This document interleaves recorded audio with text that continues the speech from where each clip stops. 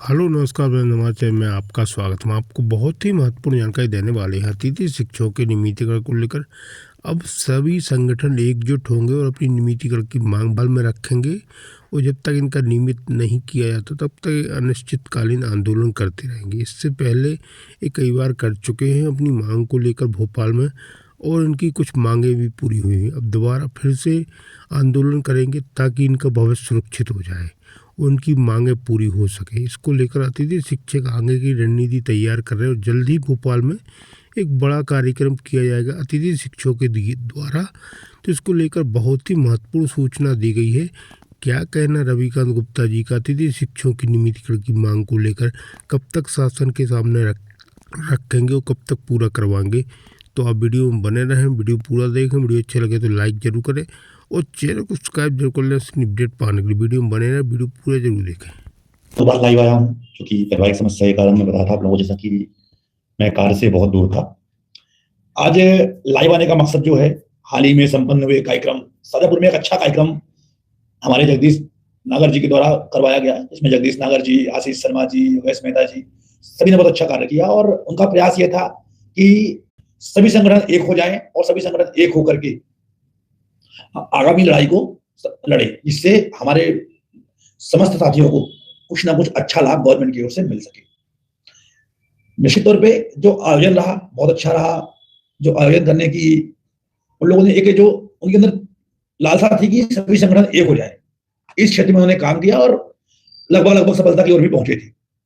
लेकिन कुछ कमी जो हमेशा होती आई है, जो मैंने पहले भी कहा था और आज भी वही बात लेके मैं आ रहा हूं। इसके पहले जो हरदा का कार्यक्रम हुआ था, हरदा में भी सेम कार्यक्रम बिल्कुल बहुत ही जोश के साथ में रखा गया था, जिसमें सभी संगठनों को आवाहित किया गया। लगभग सभी संगठन उसमें भी एक हुए थे और उसके बाद सब बिखर गए। अभी भी वही हुआ जो पहले होते हुआ है। तो पहले मैं बात करता हूं कि उस दिन हुआ क्या।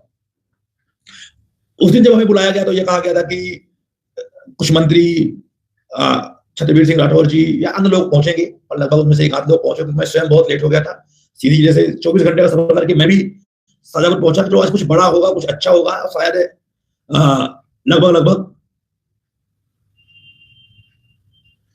सभी प्रकार से लोगों को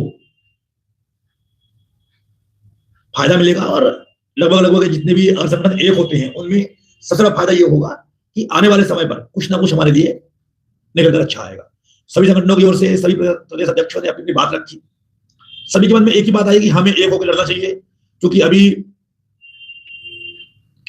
जस्ट हाल ही में पंचायत सचिवों का एक अच्छा कार्यक्रम बीएमएस के माध्यम से भोपाल में अभी आयोजित हुआ था। अभी एक और कार्यक्रम 30 तारीख को फिर से बीएमएस के माध्यम से एक बड़ा कार्यक्रम भोपाल में होने वाला है, जिसके बारे में आप लोगों को पता हुआ शायद, और जिसमें मोहन यादव जी सेवन करेंगे। और जो भी इसमें क्या कार्यक्रम था उन्हें प्रदान करना होगा, क्योंकि सरकार जब करती है तो वो कभी भी किसी अन्य को नहीं बनाती। वो जो उसके आसपास के संगठन रहते हैं उनको ही लेकर के वो नीति तैयार करती है, उनके कही गई बातों को ही मानती है। और अभी जो संविदा कर्मियों का 30 तारीख को एक बड़ा संगोष्ठी होने जा रहा है भोपाल में, महापंचायत होने जा रहा है, उसमें भी उनको कुछ ना कुछ मिलेगा।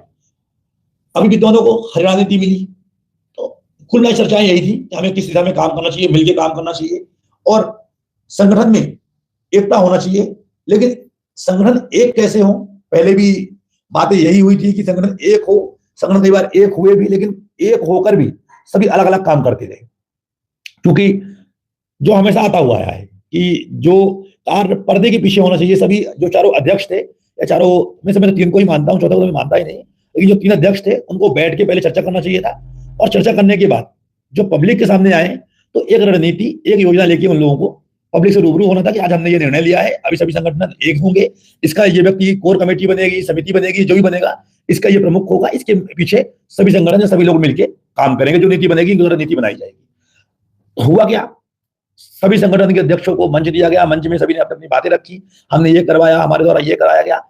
और अंतिम में जब एक होने की बारी आई तो मंच के अंदर ही तू मैं शुरू हो गए, जो जिसका संदेश जो है बहुत ही गलत तरीके से जाता है। क्योंकि अगर सही ढंग से बात को रखी गई होती, सही ढंग से, मैंने ये बात जो हमारे जगदीश जी हैं, आशीष शर्मा जी हैं, योगेश जी, सभी से मैंने पहले भी कहा था ये बात कि आप संगोष्ठी करने के पहले, बैठक करने के पहले अगर संगठन को मिलाना चाहते हैं, उसके पहले जो उनके प्रमुख हैं, जैसे कि आजाद में प्रमुख है संतोष कहार जी और पवार जी हैं, इन दोनों को बिठाओ।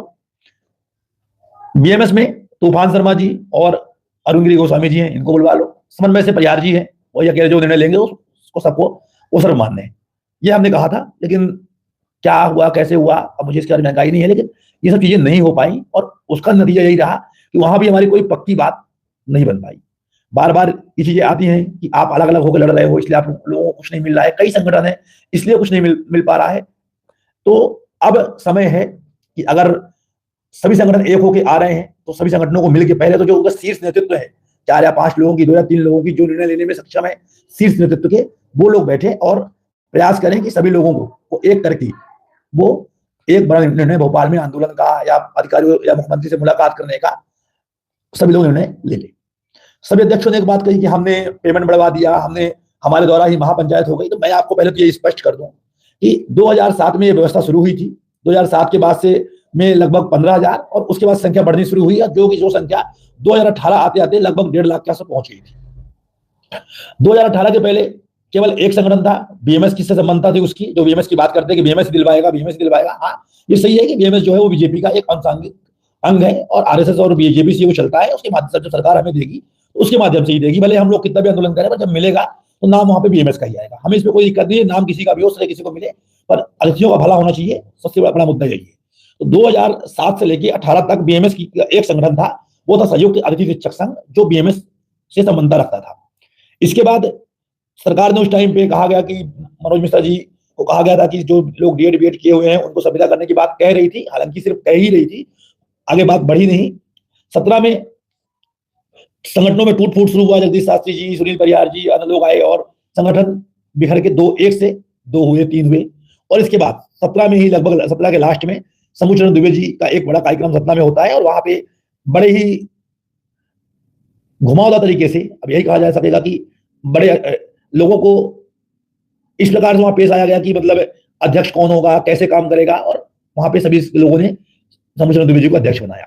नो डाउट अच्छा कार्यक्रम हुआ, अतिथि शिक्षकों ने बढ़ चढ़ के हिस्सा लिया। लगभग अतिथि शिक्षा की क्यों, उसमें रसोईया, आंगनबाड़ी, गौ सेवक, पता नहीं कौन से 10-12 संगठन मिलके एक बड़ा आंदोलन भोपाल में 2018 में किया गया। और जो बड़ी बड़ी ये बातें होती हैं कि मैंने ये पेमेंट बढ़वाया, तो मैं ये बता दूं आप लोगों को साफ साफ कि जो पेमेंट बढ़ी थी 18 में, जो 2,500 से 5,000 हुई थी, उसका कारण कोर्ट थी। जब माननीय न्यायालय में सुनवाई हुई, कोर्ट ने सवाल किया सरकार से कि आप कितना मान दे देते हैं। तो जब इन्होंने बताया कि हम 25, 35, 45 इनको पेमेंट दे रहे हैं अभी, तो सरकार ने जब डपट लगाई डीपीआई के अधिकारियों को, तो आनंद फानन में कैबिनेट हुई और उसमें आपको डबल मानदे कर दिया गया। जो 25 अंक स्कोर कार्ड में मिले थे, वो 25 अंक दिलवाए थे अजय पाल सिंह राठौर जी ने, जो हमारे बीच में नहीं रहे। उन्होंने आंदोलन किया था प्रभुराम चौधरी के बंगले में और वहां से आपको 25 अंक मिले। इसके अलावा जो बोनस अंक, जो आपको आरक्षण मिला 25% का, वो आरक्षण नहीं था, वो बोनस अंक ही थे। मेन परीक्षा में जो आप लोगों को अगर देखना, जिसके पास रखे होंगे रिकॉर्ड, मेरे पास ही पड़े हुए हैं, 2016-17 में एक आदेश जारी हुआ था, जो जब उच्च न्यायालय ने इनसे सवाल किया था कि आप इनको क्या दे रहे हैं, तो सरकार ने जवाब दिया था कि जब भी संविदा परीक्षा होगी तब इनको हम 25 अंक बोनस अंक के रूप में देंगे। बाद में उसे बदल करके आरक्षण कर दिया गया और सरकार ने अपने मन से दे दिया था। लेकिन जब बात आई कि मानदेय बढ़वाया गया, तो जब 2 डेट ऐसी है जो मुझे आज भी याद है, आप लोगों को भी जो आंदोलन में शामिल हुआ होगा। एक आंदोलन हमारा हुआ 3 दिवसीय, जिसमें लाखों की संख्या भोपाल में आई थी और 28 फरवरी 2018 की वो डेट थी। हमेशा क्या हुआ था कि अतिथि शिक्षकों की जो सेवाएं थी वो 30 अप्रैल तक चलती थी, लेकिन 2018 में एक ऐसा सेशन आया था जिसमें 28 फरवरी 2018 को ही हमारी सेवाएं समाप्त की गई थी। और उस टाइम पे लगभग 1 लाख अतिथि शिक्षक का आंदोलन अम्बेडकर पार्क में चल रहा था, जिसमें लगभग परिहार जी, शंभूचरण दुबे जी और पीडी खैरवार जी, जितने भी अध्यक्ष उस टाइम के रहे होंगे, सभी लोग वहां मौजूद थे और किसी ने विरोध नहीं किया। इसके बाद 7 जुलाई 2018 को एक पुनः आदेश जारी हुआ, तब भी हमारा